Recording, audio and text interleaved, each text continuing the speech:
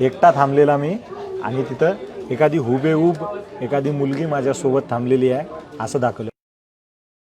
एक AI generated photo तुमचं आयुष्य कसं उद्ध्वस्त करू शकते हे आपण आज पाहूया। Google AI स्टुडिओमध्ये आपण इथे आलेलो आहोत। Google AI स्टुडिओमधून आपण हा फोटो आता जनरेट करणार आहे।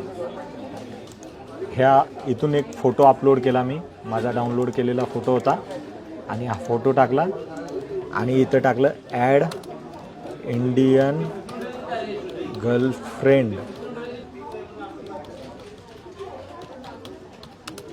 आणि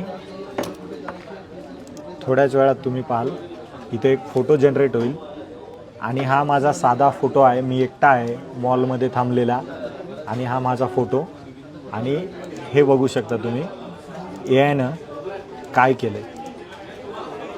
एकटा थांबलेला मी आणि तिथं एखादी हुबेहूब एखादी मुलगी माझ्यासोबत थांबलेली आहे असं दाखवलं आहे। आता तुम्ही विचार करा, एखाद्या विवाहित व्यक्तीचा असा फोटो जर टाकला एखाद्या दुसऱ्या महिलेसोबत तर त्याच्या पत्नीची पहिली रिॲक्शन काय राहील? तुम्ही विचार करा, एखाद्या मुलाचं लग्न जमलं आहे, एखाद्या मुलीचं लग्न जमलं आहे आणि तिचा असा फोटो AI जनरेटेड केला आणि तिच्या होणाऱ्या पतीला किंवा पत्नीला पाठवला तर काय होऊ शकते? तर मी तिथं माझ्या हातामध्ये एखादी दारूची बाटलीसुद्धा दाखवू शकतो, माझ्या हातामध्ये सिगरेटसुद्धा दाखवू शकतो।